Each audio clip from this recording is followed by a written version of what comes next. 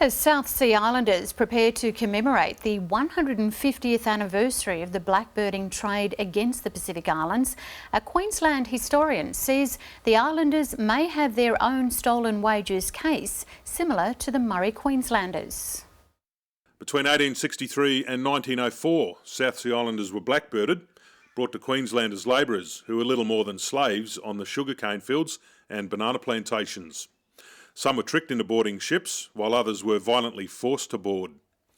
As the islanders pause for the 150th anniversary of blackbirding, Queensland historian Clive Moore says many who were lucky enough to earn money never received payment, and that hidden fund amounts to at least $40 million. So the islanders do see this as a time not to celebrate 150 years, but to ask some questions and make some demands of the government for restitution of the money that they're now aware was misappropriated, and you can't use any other word for it.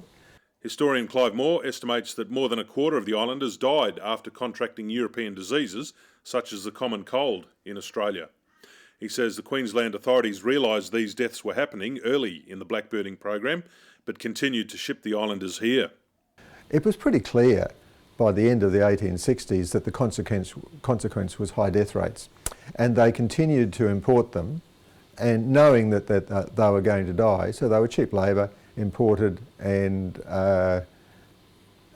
died in large numbers. There have been calls for the Queensland and Australian governments to establish a trust fund for islanders with the stolen wages. But Emelda Davis, president of the Australian South Sea Islanders, says it's not just about money, it's the acknowledgement and recognition of past wrongs. It's important in the scheme of things of recognition. Look, money is a small part of what we are suffering as a community, and it really does assist the process in reconnecting with the families.